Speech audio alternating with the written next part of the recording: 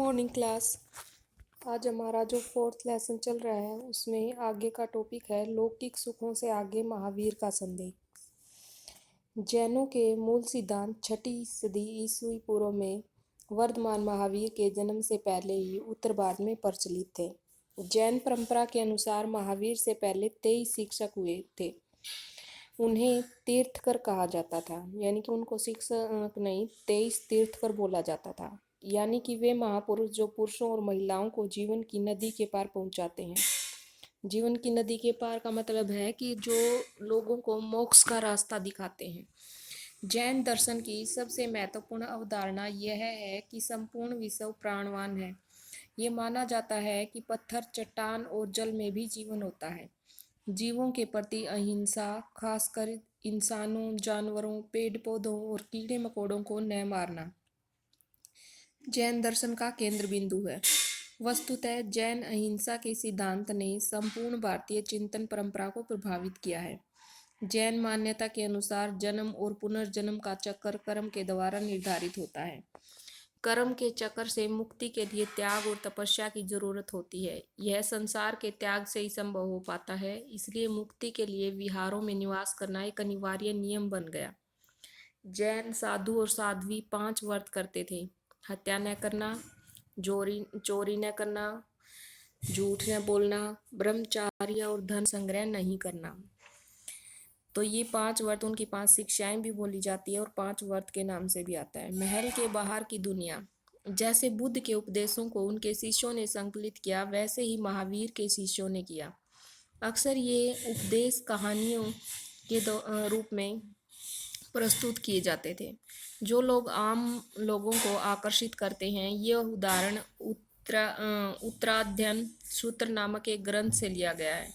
इसमें कमलावती नामक एक महारानी अपने पति को संन्यास लेने के लिए समझा रही है।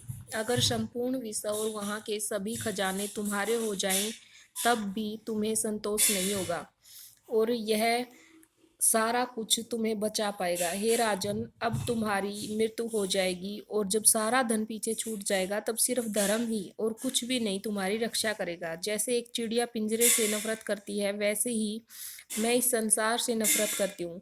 मैं बाल बच्चे को जन्म न देकर निष्काम भाव से, बिना लाभ की कामना से और बिना द्वेष के एक साध्वी की तरह जीवन बिताऊंगी। जिन लोगों ने सुख का उपभोग करके उसे त्याग दिया, वायु की तरह भ्रमण करते हैं, जहां मन करे स्वतंत्र उड़ते हुए पक्षियों की तरह जाते हैं। इस विशाल राज्य का परित्याग करो, इंद्रिय सुखों से नाता तोड़ो, निष्काम अपरिग्रही बनो, तत्पश्चात तेजमय हो घोर तपस्या करो। जैन धर्म का विस्तार। धीरे धीरे जैन धर्म भारत के कई हिस्सों में फैल गया। बौद्धों की तरह ही जैन विद्वानों ने प्राकृत, संस्कृत, तमिल जैसी अनेक भाषाओं में काफी साहित्य का सर्जन किया। सैकड़ों वर्षों से इन ग्रंथों की पांडुलिपियां मंदिरों से जुड़े पुस्तकालयों में संरक्षित है। धार्मिक परंपराओं से जुड़ी हुई बहुत सबसे प्राचीन मूर्तियों में जैन तीर्थंकरों के उपासकों द्वारा बनाई गई मूर्तियां भारतीय उपमहाद्वीप के कई हिस्सों में पाई गई हैं। आगे है बुद्ध तथा बुद्ध और ज्ञान की खोज। महावीर के बारे में पढ़ा हमने, जैन धर्म के बारे में। अब बौद्ध धर्म और बुद्ध के बारे में पढ़ेंगे। बुद्ध उस युग के सबसे प्रभावशाली शिक्षकों में से एक थे। सैकड़ों वर्षों के दौरान उनके संदेश पूरे उपमहाद्वीप में और उसके बाद मध्य एशिया होते हुए चीन, कोरिया और जापान, श्रीलंका से समुद्र पार कर म्यांमार, थाईलैंड और इंडोनेशिया तक फैले। हम बुद्ध की शिक्षाओं के बारे में कैसे जानते हैं? इसकी पुनर्रचना का आधार था बौद्ध ग्रंथों का बहुत परिश्रम से संपादन, अनुवादन और विश्लेषण किया जाना। इतिहासकारों ने उनके जीवन के बारे में चरित्र लेखन से जानकारी इकट्ठी की। इनमें से कई ग्रंथ बुद्ध के जीवन काल से लगभग 100 वर्षों के बाद लिखे गए। इनमें इस महान धर्मोपदेशक की याद को बनाए रखने की कोशिश की गई। इन परंपराओं के अनुसार सिद्धार्थ, बुद्ध के बचपन का नाम था ये सिद्धार्थ, शाक्य कबीले के सरदार के बेटे थे। जीवन के कटु यथार्थों से उन्हें महल की चारदीवारी के अंदर सब सुखों के बीच बड़ा किया गया था। कटु यथार्थों से मतलब है कि जीवन के दुखों से दूर, सिर्फ वो महल के अंदर ही रहते थे, उन्हें दुखों के बारे में पता ही नहीं था। एक दिन उन्होंने अपने रथकार को उन्हें शहर घुमाने के लिए मना लिया। बाहरी दुनिया की उनकी पहली यात्रा काफी पीड़ादायक रही। एक वृद्ध व्यक्ति को, एक बीमार को और एक लाश को देखकर उन्हें गहरा सदमा पहुंचा। उसी पल उन्हें यह अनुभूति हुई कि मनुष्य के शरीर का अक्षय और अंत निश्चित है, यानी कि जन्म जिसका होता है उसकी मृत्यु भी होगी। उन्होंने एक गृह त्याग किए सन्यासी को भी देखा। उसे मानो बुढ़ापे, बीमारी और मृत्यु से कोई परेशानी नहीं थी और उसने शांति प्राप्त कर ली थी। सिद्धार्थ ने निश्चय किया कि वे भी संन्यास का रास्ता अपनाएंगे। कुछ समय के बाद महल त्याग कर वे अपने सत्य की खोज में निकल गए। सिद्धार्थ ने साधना के कई मार्गों का अन्वेषण किया। अन्वेषण का मतलब है कि कई मार्गों पर चलकर देखा, कई मार्गों को जांचा परखा। इनमें से एक था शरीर को अधिक से अधिक कष्ट देना, जिसके चलते वे मरते मरते बचे। इन अतिवादी तरीकों को त्याग कर उन्होंने कई दिन तक ध्यान करते हुए अंततः ज्ञान प्राप्त किया। बाद में उन्हें बुद्ध अथवा ज्ञानी व्यक्ति के नाम से भी जाना जाता है। बाकी जीवन उन्होंने धर्म या सम्यक जीवन यापन की शिक्षा दी। आगे हैं बुद्ध की शिक्षाएं। बुद्ध की शिक्षाओं को सूत पिटक में दी गई कहानियों के आधार पर पुनर्निर्मित किया गया है। हालांकि कुछ कहानियों में उनकी जो अलौकिक शक्तियां हैं उनका भी वर्णन किया गया है। दूसरी कथाएं दिखाती हैं कि अलौकिक शक्तियों की बजाय बुद्ध ने लोगों को विवेक और तर्क के आधार पर समझाने का प्रयत्न किया, क्योंकि वो उदाहरण देकर लोगों को समझाते थे। उदाहरण के लिए उन्होंने जब एक मरे हुए बच्चे की शोकमगन माँ बुद्ध के पास आई तो उन्होंने बच्चे को जीवित करने के बजाय उस महिला को मृत्यु के अवश्यंभावी होने की बात समझाई। अवश्यंभावी का मतलब है कि मृत्यु निश्चित है। ये कथाएं आम जनता की भाषा में रची गई थी, जिससे उन्हें आसानी से समझा जा सकता था। बौद्ध दर्शन के अनुसार विश्व अनित्य है और लगातार बदल रहा है। यह आत्मा विहीन है, क्योंकि यहाँ कुछ भी स्थायी या शाश्वत नहीं है। इस क्षणभंगुर दुनिया में दुख मनुष्य के जीवन का अंतर्निहित तत्व है।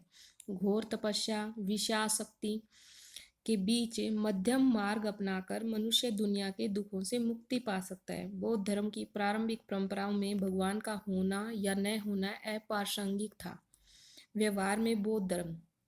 सूत पीटक के लिए गए इस उदाहरण में बुद्ध सीगल नाम के एक अमीर गृहपति को सलाह दे रहे हैं। मालिक को अपने नौकरों और कर्मचारियों की 5 तरह से देखभाल करनी चाहिए। उनकी क्षमता के अनुसार उन्हें काम देकर, उन्हें भोजन और मजदूरी देकर, बीमार पड़ने पर उनकी परिचर्या करके, उनके साथ सुस्वादु भोजन बांटकर और समय समय पर उन्हें छुट्टी देकर। कुल के लोगों को 5 तरह से श्रमणों और ब्राह्मणों की देखभाल करनी चाहिए। कर्म, वचन और मन से अनुराग द्वारा उनके स्वागत में हमेशा घर खुले रखकर और उनकी दिन प्रतिदिन की जरूरतों की पूर्ति करके। सिगल को माता पिता, शिक्षक और पत्नी के साथ व्यवहार के लिए भी ऐसे ही उपदेश दिए गए हैं। बुद्ध मानते थे कि समाज का निर्माण इंसानों ने किया था, न कि ईश्वर ने। इसलिए उन्होंने राजाओं और गृहपतियों को दयावान और आचरणवान होने की सलाह दी है। ऐसा माना जाता है कि व्यक्तिगत प्रयास से सामाजिक परिवेश को बदला जाता है, क्योंकि समाज किससे बना है? हम सब से ही बना है। अगर हम सब अपनी चीज़ें, अपनी आदतें अच्छी रखेंगे तो समाज भी अच्छा होगा। यही बुद्ध का कहना है कि समाज भगवान ने नहीं बनाया, हमने बनाया है, और इसमें जो रीति रिवाज हैं वो हमने, हमारे व्यक्तियों के बनाए हुए हैं। बुद्ध ने जन्म मृत्यु के चक्कर से मुक्ति, आत्मा ज्ञान और निवारण के लिए व्यक्ति केंद्रित हस्तक्षेप और सम्यक कर्म की कल्पना की है। निवारण का मतलब है अहम और इच्छा को खत्म हो जाना, जिससे गृह त्याग करने वालों के दुख के चक्कर का अंत हो सकता है। बौद्ध परंपरा के अनुसार अपने शिष्यों के लिए उनका अंतिम निर्देश था कि तुम सब अपने लिए खुद ही ज्योति बनो, क्योंकि तुम्हें खुद ही अपनी मुक्ति का रास्ता ढूंढना है। बुद्ध के अनुयायी के बारे में हम आगे देखेंगे कि इससे आगे हम कल पढ़ेंगे। Thank you. Have a nice day.